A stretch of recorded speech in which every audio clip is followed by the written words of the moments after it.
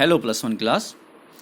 अभी तक हमने पिछले जो हमारे वीडियो में डिस्कस किया था वो रदरफोर्ड मॉडल के बारे में डिस्कस किया था और वहाँ पर हमने रदरफोर्ड मॉडल की कमियों के बारे में भी बात की थी। आगे जो हमारा टॉपिक रहेगा वो है एटॉमिक नंबर। एटॉमिक नंबर के बारे में हम बात करें तो किसी भी न्यूट्रल एटम के अंदर यह उसके प्रोटॉनों की संख्या या फिर उसके अंदर इलेक्ट्रॉनों की संख्या के बराबर होगा। अगर मैं किसी आयन की बात करूं तो किसी आयन में उसके अंदर प्रोटॉनों की संख्या के बराबर उसका एटॉमिक नंबर होगा। तो it is the number of proton present in the nucleus and और equal to the number of electron in the neutral atom. अगर एटॉमिक मास के बारे में बात करें तो इलेक्ट्रॉनों का जो मास होता है प्रोटॉन या न्यूट्रॉन के मास के मुकाबले नेग्लिजिबल होता है। और अगर हम यहाँ पर एटॉमिक मास देखें तो यहाँ पर जो एटॉमिक मास हुआ वो उसकी वजह हुई यहाँ पर प्रोटॉन और न्यूट्रॉन। तो मतलब यह प्रोटॉन और न्यूट्रॉनों की संख्या का जोड़ होगा, उसे हम उसका एटॉमिक मास कहेंगे। जैसे कि एग्जाम्पल लेते हैं, हमारे पास सोडियम के अंदर 11 तो प्रोटॉन होंगे और 12 न्यूट्रॉन होंगे, तो इसकी वजह से उसका एटॉमिक मास होगा वो हुआ 23। तो आगे हम बात करते हैं आइसोटोप्स के बारे में बात करते हैं। आइसोटोप्स क्या होते हैं? तो आइसोटोप्स के बारे में हम बात करें तो किसी एटम के अंदर यह एटॉमिक नंबर सेम रखते हैं और मास नंबर डिफरेंट रखते हैं। तो atom of same element which having the same atomic number but different mass number.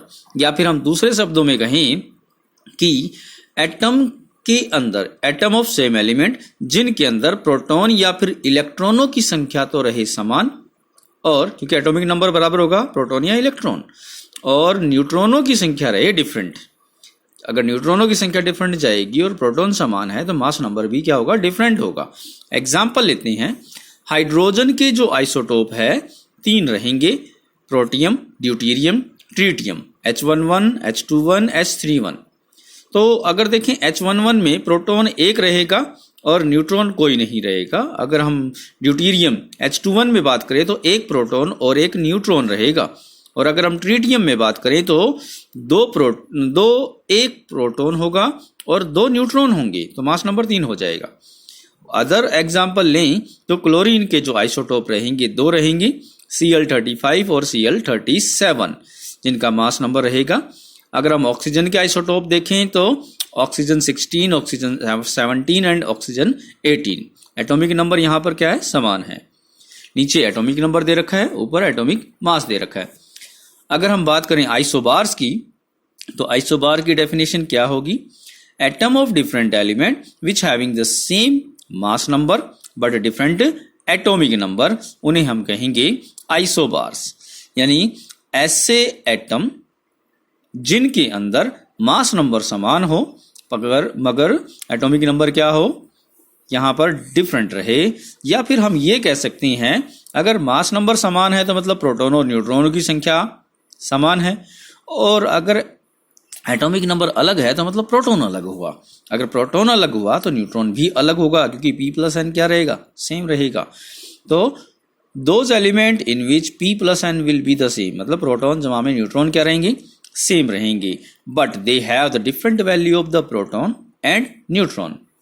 Example हमारे पास है, जैसे कि हमारे पास आर्गन 4018, पोटाशियम 4019 एंड कैल्शियम 4020।